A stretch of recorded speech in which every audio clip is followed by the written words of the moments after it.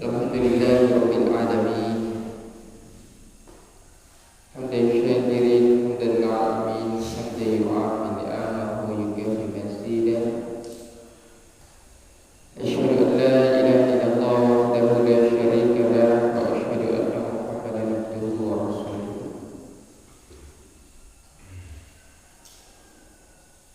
Allahumma shalli wa sallim wa barik ala habibina Muhammad wa ala alihi wa ashabihi wa man tabi'ahu bi ihsanin ila yaumil qiyamah.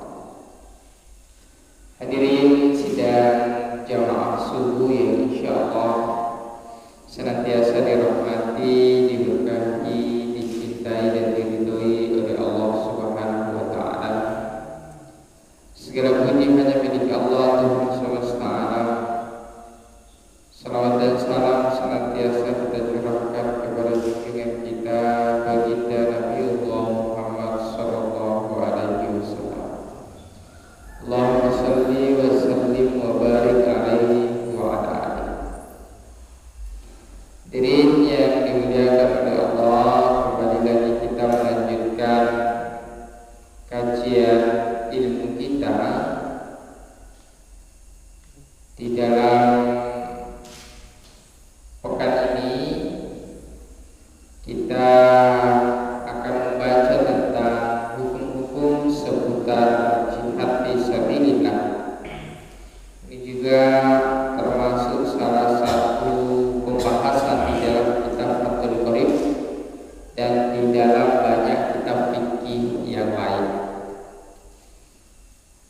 Jadi kalau kita mempelajari bagaimana sebenarnya kitab fikih itu membahas secara detail kehidupan yang kita alami sehari-hari, baik ketika kita mau tidur, ketika kita akan buang hajat, ataupun di dalam ibadah keseharian kita, di dalam sholat, di dalam puasa, termasuk juga di dalam aktivitas keseharian kita. Di dalam ilmu fikih juga dibahas tentang bagaimana hukum-hukum tentang jihad itu. Jadi bahkan di dalam kitab Fathul Qorib ini ada pembahasan khusus yang disebut dengan kitab Ahkamul Jihad, kitab hukum-hukum tentang jihad. Wa kana al-amru bihi fi ahdi Rasulillah ba'da al-hijrati fardhu kifayah. Jadi perintah tentang jihad ini pada zaman Rasulullah sallallahu alaihi wasallam itu setelah hijrah itu hukumnya fardu kifayah. Jadi kalau kita pelajari dalam sejarah Islam, memang jihad fisabilillah kalau kita artikan perang itu terjadi setelah hijrah. Terjadi setelah hijrah. Yaitu ketika Nabi sallallahu alaihi wasallam telah hijrah dari Mekah ke Madinah. Adapun hijrah-hijrah sebelumnya seperti hijrah sahabat ke Habasyah itu belum ada jihad dalam artian perang. Jadi perang yang ada ketika Rasulullah sallallahu alaihi wasallam itu masih hidup adalah ketika beliau hijrah di Madinah. Kalau kita mempelajari dalam sejarah Islam bahwa memang perang yang terjadi setelah hijrah itu adalah perang yang tidak pernah dimulai oleh kaum muslimin atau orang-orang Madinah atau umat Islam, tetapi semuanya hanya untuk pencegahan diri, ya, hanya untuk pencegahan diri dan penjagaan dari musuh yang ingin menyerang Madinah waktu itu. Oleh karena itu banyak perang yang kemudian bukan hanya orang Islam yang terlibat, tetapi ada juga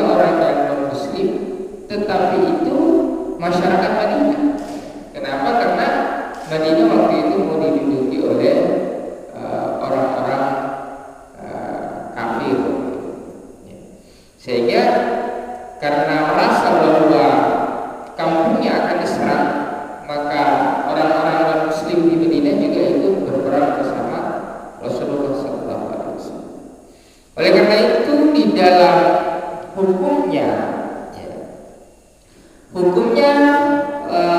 berjihad atau berperang, dalam berjihad dalam artian perang itu yang pertama disebutkan di sini adalah fardu kifayah. Jadi dia adalah fardu kifayah ketika Rasulullah SAW masih hidup. Nabi ketika memerintahkan kepada sahabat itu hukumnya adalah fardu kifayah. Sehingga ketika ada seorang sahabat yang bertanya kepada Rasulullah, termasuk Ibnu Mas'ud, amal apa yang paling afdal? Maka Rasulullah mengatakan amal yang paling afdal adalah birrul walidain, berbakti kepada kedua orang tua. Selanjutnya apa ya Rasul? Sholat tepat pada waktunya. Selanjutnya apa ya Rasul? Jihad fisabilillah. Jadi setiap kaum muslimin waktu itu mempunyai peran masing-masing. Ada yang ditugaskan oleh Rasulullah untuk tetap di Madinah, ada yang kemudian diajak oleh Rasulullah SAW untuk pergi berperang di luar Madinah. Karena biasanya perangnya dilakukan di luar kota Madinah sebelum musuh itu masuk di Madinah. Nah, hukumnya seperti ini adalah fardu kifayah. Tetapi terkadang juga hukum jihad fisabilillah ini menjadi fardu ain ketika sudah tidak bisa lagi dihindarkan dan kampung atau negara yang ditempati oleh kaum muslimin itu terancam akan dijajah, diduduki atau ditaklukkan oleh para penjajah. Oleh karena itu bangsa Indonesia juga dalam hal ini dulu ketika masa peperangan, para ulama mengatakan bahwa berperang mengusir penjajah, termasuk mengusir tentara-tentara penjajah waktu itu, apakah dia dari Jepang atau Belanda dan sebagainya, itu adalah bagian dari jihad. Oleh karena itu dulu para pejuang, kalau kita baca dalam sejarah Indonesia, pejuang-pejuang Islam itu membentuk tentara yang disebut dengan Hizbullah. Hizbullah ini cikal bakal kemudian perjuangan rakyat Indonesia yang dipelopori oleh orang Islam untuk mempertahankan kemerdekaan. Nah, di sini menunjukkan bahwa para ulama kita bersepakat ketika negara kita atau bangsa kita atau kampung dan daerah kita ini ditaklukkan oleh para penjajah, utamanya para orang-orang kafir, maka kemudian diwajibkan bagi kita untuk mempertahankan dan melawan penjajahan tersebut. Di dalam Al-Quran, ayat tentang jihad ini sering kita jumpai. Misalnya di dalam surat Al-Hajj ayat 78. Misalnya surah Al-Hajj ayat 78 ini Allah Subhanahu wa taala berfirman, A'udzu billahi minasyaitonir rajim, wa jahidu fillahi haqqa jihadihi. Dan berjihadlah di jalan Allah haqqa jihadihi dengan sebenar-benarnya, atau dengan sesungguh-sungguhnya jihad. Nah, kalau kita lihat dari segi bahasa, jihad ini sebenarnya memiliki makna bersungguh-sungguh. Jadi jihad itu berasal dari kata jihad, artinya bersungguh-sungguh, jahadah. Makanya ada beberapa ayat kemudian untuk menunjukkan bersungguh-sungguh itu menggunakan kata jihad. Biasa kita dengarkan kata mujahadah. Mujahadah itu artinya bersungguh-sungguh dengan total untuk melaksanakan sesuatu. Dan secara syariat, jihad ini memiliki makna umum dan makna khusus. Makna khususnya adalah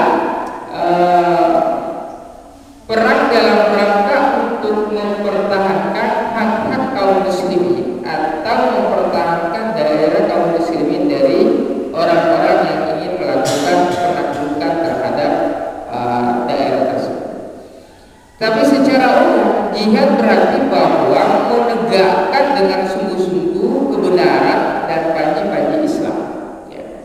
Oleh karena dia memiliki makna umum dan makna khusus, maka penafsiran tentang jihad di dalam Al-Quran para ulama memberikan beberapa penafsiran.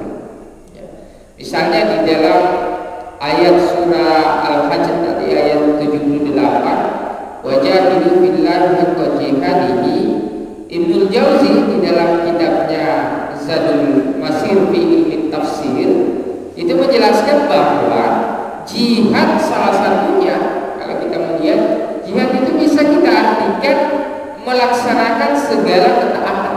Jadi kalau dalam konteks hari ini jihad bukan saja diartikan sebagai perang, karena perang itu terjadi hanya ketika betul-betul terpaksa dan tidak ada jalan lain lagi kecuali melaksanakan perang. Nah, kalau dalam konteks hari ini, maka jihad bisa berarti melaksanakan segala ketaatan, mengentaskan kebodohan, jadi mendirikan sekolah, mendirikan panti asuhan, juga mengentaskan kemiskinan, mendirikan lembaga-lembaga amal atau lembaga-lembaga khusus untuk yang berkonsentrasi untuk menyumbang untuk kegiatan-kegiatan amal, maka itu juga bisa diartikan sebagai jihad menurut Ibnu Jauzi di dalam kitab beliau Zadul Masir fi Ilmi Tafsir. Kalau kita mengartikan sabilillah dengan jihad fi sabilillah, sabilillah itu artinya di jalan Allah. Para ulama seperti misalnya Said Al-Bakri di dalam kitabnya Hasyiatul I'anatul Talibin, beliau mengartikan bahwa sabilillah itu lebih kepada memerangi nafsu. Ya, memerangi nafsu. Ketika Rasulullah SAW pulang dari perang Badar, beliau mengatakan bahwa kita telah pulang dari perang yang kecil menuju perang yang besar. Maka kemudian para sahabat bertanya, adakah perang yang lebih dahsyat dari perang Badar ya Rasulullah? Perang Badar itu adalah 333 kaum muslimin melawan 1000 kaum musyrikin. Jadi 3 kali lipat pasukan musuh dibanding pasukan orang Islam waktu itu, pasukan kaum muslimin. Hanya sekitar 300-an kaum muslimin, kemudian sekitar 1000-an kaum musyrikin. Tetapi waktu itu kaum muslimin dianugerahkan oleh Allah Subhanahu wa taala kemenangan. Nah, karena jumlahnya 3 kali lipat pasukan musuh, sehingga para sahabat merasakan bahwa perang Badar itu adalah perang yang dahsyat. Sehingga 333 itu ahlul badar, orang-orang yang ikut berperang bersama Rasulullah SAW adalah sahabat-sahabat yang utama. Ya. Tetapi perang yang dahsyat ini pun Rasulullah hanya mengatakan ini adalah perang kecil. Kita telah kembali dari perang kecil, kemudian kita kembali ke Madinah menuju perang yang lebih besar. Maka sahabat bertanya, perang apakah yang lebih besar, yang lebih dahsyat dari perang Badar ini, melawan pasukan musuh yang 3 kali lipat? Maka Rasulullah mengatakan bahwa perang yang lebih besar adalah perang melawan hawa nafsu. Karena sebenarnya musuh terbesar manusia itu adalah nafsu dan godaan syaitan itu tersendiri. Nah, ini pengertian jihad dalam fikih kontemporer atau dalam konteks kita hari ini. Kemudian di dalam Al-Quran, kata jihad di dalam Al-Quran kami catat ada beberapa kali disebutkan dan ada beberapa makna. Yang pertama, jihad bisa bermakna moral. Kalau kita lihat di dalam surah Al-Ankabut ayat 69, Allah Subhanahu wa taala berfirman, "Walladzina jahadu fina lanahdiyannahum subulana." Dan orang-orang yang bersungguh-sungguh, ya, bersungguh-sungguh di jalan kami, lanahdiyannahum, maka sungguh akan kami berikan kepada mereka hidayah atau petunjuk dari jalan-jalan kami. Jadi jihad di dalam jihad, kata jihad di dalam ayat ini tidak diartikan sebagai tetapi dia diartikan sebagai moral yang dimiliki oleh seorang muslim yang bersungguh-sungguh di dalam menuntut kebaikan di dalam agama atau di dalam mencari petunjuk, termasuk misalnya di dalam mencari ilmu, mencari kebenaran, mendakwakan agama. Nah, orang yang bersungguh-sungguh di dalam mengamalkan agama, menjalani perintah Allah dan menjauhi larangan Allah, itu disebutkan di dalam Al-Quran dengan kata jahadu, orang-orang yang berjihad, maksudnya orang-orang yang bersungguh-sungguh.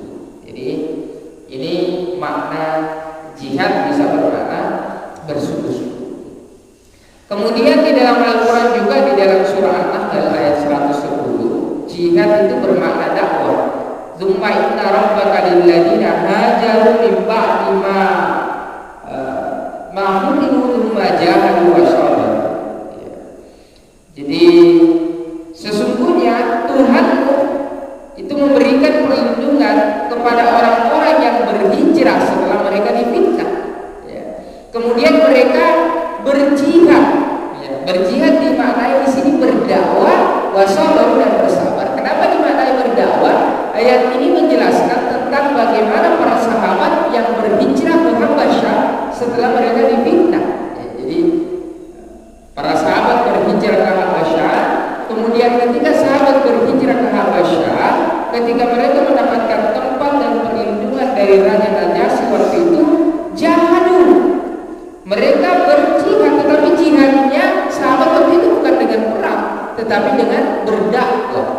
Jadi para sahabat waktu itu mendakwakan agama kepada orang-orang Habasyah. Orang-orang Habasyah ini kalau kita lihat sekarang itu daerah Ethiopia, daerah bagian Afrika. Maka Raja Najasyi itu adalah raja yang berkulit hitam yang pertama masuk dalam Islam. Tapi sahabat waktu itu yang dijelaskan di dalam Al-Quran ini, tsumma jahadu wa sabaru. Jadi setelah mereka berhijrah ke Habasyah, mereka jahadu, berjihad. Berjihad di sini dimaknai berdakwah. Karena sahabat waktu itu setelah mereka ke Habasyah, mereka berdakwah. Tidak ada perang yang terjadi di Habasyah antara kaum muslimin dengan kaum musyrikin. Kemudian jihad di dalam Al-Quran juga ada yang bermakna perang. Misalnya di dalam surah At-Tahrim ayat 9, ya ayyuhan nabiyyu jahidil kuffara wal munafiqina wa aqim alaihim wa ma'wahum jahannam wa bi'sal masir. Wahai para nabi, para utusan Allah, jahidil kuffar, ya, berjihadlah melawan orang-orang kafir dan orang-orang munafik. Kenapa di dalam ayat ini dijelaskan untuk memerangi atau berjihad melawan orang kafir dan orang munafik? Karena orang kafir dan orang munafik itu memiliki cirinya itu adalah membuat kerusakan. Oleh karena itu di dalam fikih dibahas bahwa yang bisa diperangi adalah kafir harbi. Makanya kafir itu kan terbagi dua kalau dalam bab jihad. Ada yang disebut dengan kafir harbi, ada yang disebut dengan kafir dhimmi. Kalau kafir harbi itu adalah orang kafir yang ingin melakukan penjajahan, melakukan pembunuhan, melakukan perusakan kepada orang lain, maka itu wajib untuk dilawan. Ada juga yang disebut dengan kafir dhimmi, artinya orang yang beragama Muslim tetapi dia hidup berdampingan dengan orang-orang Islam. Nah itu tidak boleh diperangi. Rasulullah SAW dulu mewanti-wanti sahabat, siapa yang memerangi orang non-Muslim Madinah yang tidak berperang melawan Nabi, karena orang non-Muslim Madinah itu hidup bersama Nabi, maka Nabi mengatakan mereka akan berhadapan dengan saya. Jadi siapapun orang Islam yang menyakiti orang non-Muslim lain yang bukan dalam keadaan perang, orang non-Muslim Madinah itu kan tidak pernah berperang melawan Rasulullah SAW. Walaupun mungkin ada orang munafik yang melakukan pengkhianatan, ya, nah, itu kemudian diberikan diwanti-wanti oleh Rasulullah. Tetapi secara umum Nabi tidak pernah berperang melawan orang-orang Madinah, sebab Nabi adalah orang Madinah sendiri. Tapi Nabi mencontohkan bagaimana beliau hidup bersama dengan orang-orang non-Muslim yang ada di Madinah. Maka Nabi mengatakan barang siapa yang memusuhi mereka yang hidup damai bersama kita, maka walaupun yang memusuhinya itu adalah orang Islam itu akan berhadapan dengan saya kata Rasulullah SAW. Nah, ini pengertian kafir di dalam Islam, di dalam bab jihad ini. Oleh karena itu kalau kita lihat di dalam kitab tafsir, misalnya kitab tafsir Al-Marazi, perang itu atau jihad itu dia bisa dilakukan dengan dalil atau burhan. Jadi kalau orang berjihad dengan dalil berarti orang berjihad dengan cara berdakwah. Bisa juga dengan cara argumentasi atau hujjah. Misalnya melalui melalui pendidikan, melalui pencerahan, maka itu juga termasuk dalam jihad. Kemudian yang terakhir melalui sayf atau pedang. Jika sudah tidak bisa lagi dicegah atau dihindari, maka kemudian orang-orang Islam diperbolehkan untuk melawan para kaum kafir dan kaum munafik.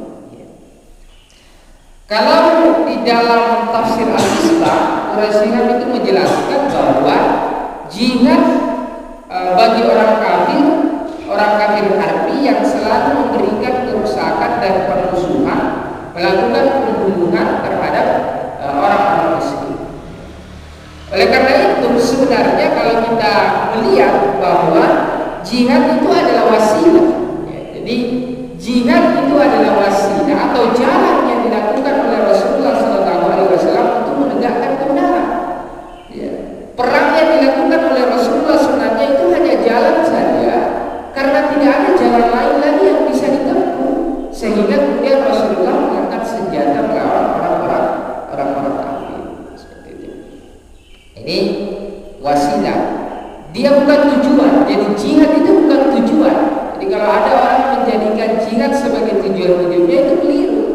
Sebab jihad atau perang itu dalam artian perang itu hanyalah sebuah cara yang tujuannya itu adalah hidayah, menyebarkan Islam ke seluruh. Tujuannya adalah menyebarkan Islam.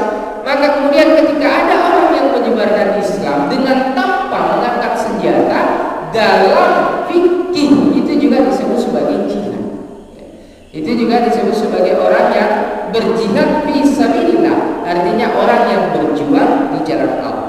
Nah, berjuang di jalan Allah tadi dijelaskan di dalam kitab tafsir Al-Marazi, bisa dengan cara menggunakan dalil berdakwah, menggunakan hujjah, dan terakhir baru menggunakan sayf atau pedang atau senjata.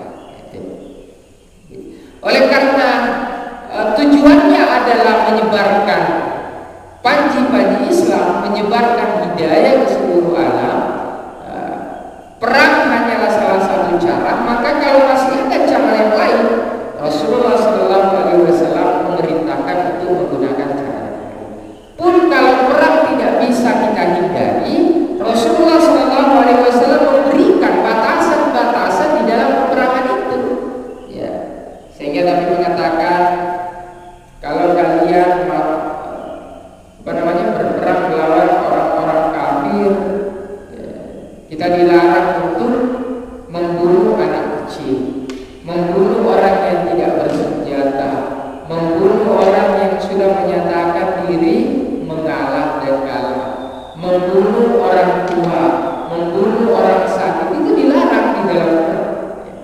Sehingga kemudian ketika kita melihat dalam penyebaran atau perluasan daerah Islam, itu betul-betul dilakukan dengan cara-cara yang damai.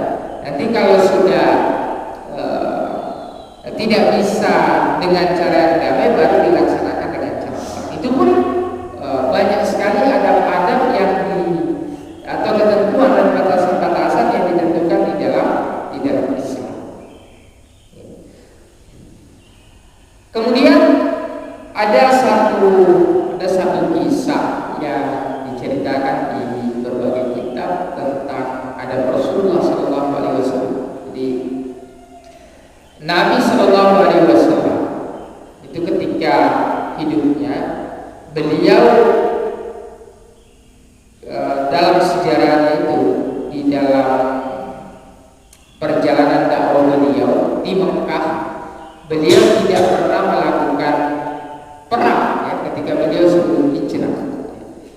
Beliau berjihad dengan cara berdakwah. Dakwanya Rasulullah SAW di Madinah itu pun terbagi dua. Yang pertama ada dakwah secara sembunyi-sembunyi, kemudian yang kedua tahapan selanjutnya baru dakwah secara terang-terang. Jadi ada tahapan yang tidak Rasulullah. Baru kemudian ketika dakwah secara secara terang-terangan ini ditolak, baru kemudian Rasulullah SAW melaksanakan hijrah. Ya. Jadi ada tahapannya. Jadi Nabi berdakwah sembunyi-sembunyi, berdakwah secara terang-terangan, kemudian tidak bisa lagi, Nabi kemudian melaksanakan hijrah atau pindah tempat. Jadi tidak boleh hijrah dulu, tidak boleh hijrah dulu. Jadi berdakwah dulu, tidak boleh pindah tempat dulu. Ya, saya tidak mau tinggal di sini, saya mau pergi ke tempat yang lebih banyak orang solehnya. Ya. Jadi yang dianjurkan dalam Islam berdakwah dulu di sekitar kita. Ya. Kalau kita membaca bagaimana sejarah Nabi berdakwah di Mekah, beliau pernah ke satu daerah yang bernama Taif. Tapi ketika beliau pergi ke Taif, beliau berkunjung kepada beberapa tokoh masyarakat di Taif. Ketika beliau berkunjung dengan beberapa tokoh masyarakat di Taif, beliau mengira bahwa orang-orang Taif akan menerima dakwah beliau. Tetapi apa yang dikatakan oleh orang Taif? Wahai Muhammad, jika ada orang yang lebih pantas untuk menerima wahyu dari Tuhan, maka sungguh itu bukanlah. Sehingga Nabi SAW waktu itu ditulis sebagai orang gila, ditulis sebagai nabi palsu, sebagai pembohong. Sekarang beliau disebut sebagai al-kadzdzab, sebagai pembohong, sebagai nabi palsu. Maka Rasulullah SAW diusir waktu itu di kota Taif. Diusirnya, jadi para pemuka atau para bangsawan orang-orang Taif itu menyuruh anak muda untuk mengusir dan mendorong Rasulullah SAW sampai keluar kota Taif sambil melempari Nabi dengan batu. Jadi Nabi dilempari dengan batu, padahal Nabi datang dengan baik-baik menyampaikan Islam, tapi Nabi diusir. Ketika Rasulullah SAW keluar dari kota Taif, beliau kemudian singgah di satu tempat, maka malaikat datang kepadanya. Ada malaikat penjaga gunung. Wahai Muhammad, apakah engkau mau gunung di antara kota Taif itu saya benturkan agar orang yang berada di tengah kota itu meninggal semua? Rasulullah mengatakan tidak seperti itu yang saya mau. Kemudian penjagaan datang, apakah engkau mau wahai Muhammad diberikan angin topan, diberikan puting beliung agar semua orang-orang di sana terkena azab? Maka Nabi mengatakan tidak seperti itu yang saya harapkan. Kalau semuanya diberikan azab hari ini, kalau semuanya dihancurkan hari ini, maka siapakah yang akan beriman? Oleh karena itu Nabi berdoa kepada Allah Subhanahu wa Ta'ala. Kurang lebih doanya itu, ya Allah, kalau engkau mengazab mereka, sungguh engkau maha kuat dan engkau maha kuasa. Tetapi ketika engkau memaafkan mereka, sungguh engkau adalah Zat yang maha penyayang. Mereka adalah hamba. Mereka hanya tidak mengenali saya sehingga melakukan hal-hal yang seperti itu. Itu kemudian Rasulullah SAW. Maka kemudian Rasulullah menyampaikan kepada malaikat itu, kalau semuanya dihancurkan hari ini, maka siapakah yang akan beriman besok? Kalau bukan mereka, kalau bukan sekarang, mungkin besok atau lusa atau tahun depan, kalau bukan dia, cucunya atau generasinya kemudian itu bisa menjadi orang-orang Islam. Sehingga kalau kita mempelajari bagaimana Al-Quran itu disusun, yang pertama menemukan harokat dan menyusun harokat agar orang-orang non-Arab bisa membaca Al-Quran, itu adalah orang-orang keturunan Taif, yang neneknya dulu adalah orang-orang yang memusuhi Rasulullah, tetapi cucunya adalah orang-orang penghafal dan penulis Al-Quran. Itu Itu bagaimana Rasulullah menunjukkan kepada kita bahwa untuk menyebarkan Islam itu jihad itu bukan maknanya hanya perang saja, tetapi perang itu hanyalah salah satu jalan atau cara yang dilakukan ketika jalan yang lain tidak bisa dilakukan lagi. Itu ketika Nabi di Mekah. Ketika Nabi di Madinah, ya, ketika beliau wafat, beliau meninggal, Abu Bakar bertanya kepada Aisyah, "Wahai Aisyah, apa amalan Rasulullah Shallallahu Alaihi Wasallam yang belum saya lakukan?" Kata Aisyah, ini kan anaknya Abu Bakar. Jadi Abu Bakar itu selain sahabat Rasul, beliau juga adalah mertuanya Rasul, karena Nabi menikah dengan anaknya Abu Bakar, yaitu Siti Aisyah. Maka Aisyah mengatakan kepada bapaknya Abu Bakar, "Wahai ayah, semua amalan Rasulullah SAW sudah engkau lakukan, kecuali ada saya lihat amalan Rasulullah yang membuat saya heran." Apa itu? Ada seorang fakir miskin di pojok pasar Madinah yang setiap hari disuapi oleh Nabi. Tetapi ketika disuapi oleh Nabi, apa yang dikatakan oleh pengemis ini? Dia mengatakan, "Wahai laki-laki yang menyuapi saya di tengah kota Madinah, ada orang yang bernama Muhammad.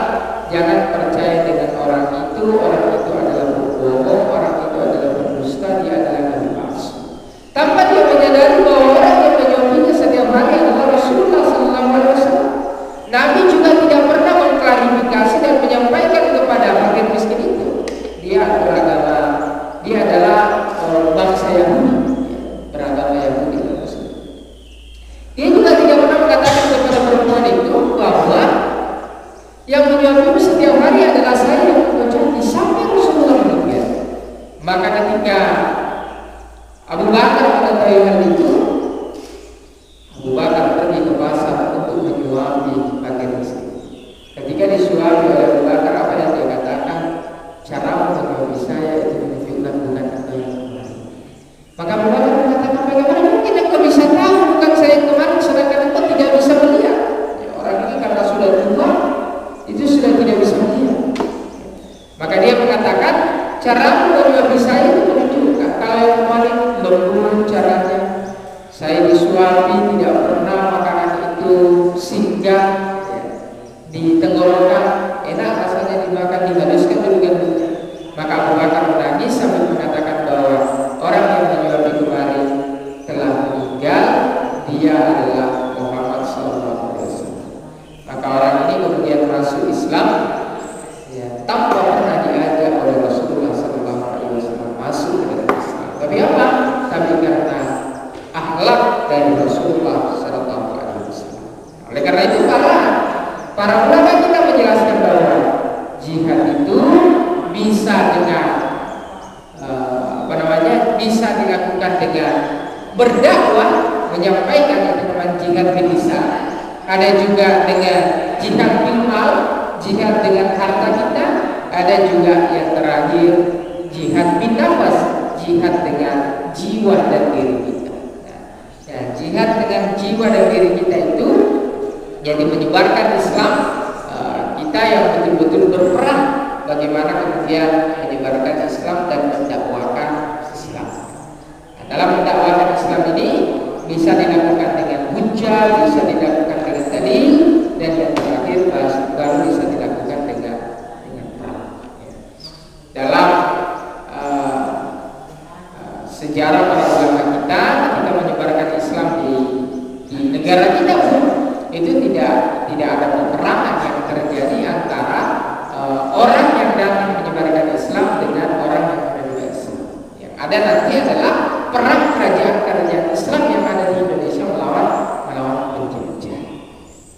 Ya, kami kira itu pembahasan tentang jihad yang perlu kita pahami, dan bagaimana hukum jihad, dan bagaimana pula kita melihat jihad dalam kacamata fikih klasik dan dalam kacamata fikih kontemporer.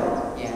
Jadi fikih dalam kitab fikih yang dulu bagaimana jihad dijelaskan, dan dalam kitab fikih sekarang bagaimana ulama kemudian menjelaskan jihad hari ini. Termasuk jihad anak-anak muda sekarang adalah jihad di media sosial. melawan narasi-narasi berita-berita bohong, narasi-narasi yang penuh kebencian, yang memecah belah umat Islam, orang-orang Islam, anak-anak muda harus melawan itu di media sosial dengan menyebarkan berita-berita yang jelas kebenarannya, kemudian melawan narasi-narasi yang menyebabkan perpecahan. Itu adalah jihadnya anak muda sekarang. Itu jihadnya kaum muslimin sekarang, bisa dengan melakukan pencerahan dan dakwah di media sosial. Termasuk sebenarnya ketika kita pengajian, majelis ilmu, kemudian direkam, diupload di media sosial, maka di Instagram, di Twitter, itu adalah salah satu usaha bagaimana kita menyebarkan Islam, dan itu termasuk dalam jihad, itu masuk dalam dakwah. Nah, semoga kita semua yang berada di sini dikategorikan dan dimasukkan oleh Allah dalam golongan orang-orang yang bermujahadah, yaitu orang-orang yang bersungguh-sungguh di dalam melaksanakan perintah dan menjauhi larangan Allah Subhanahu wa taala. Mudah-mudahan ada manfaatnya, dan kurang dimaafkan. Wabillahi taufiq wassalam. Wallahu a'lam. Subhanallah bihamdihi, subhanallah wa bihamdika, asyhadu an la ilaha illa anta, astaghfiruka wa atubu ilaik.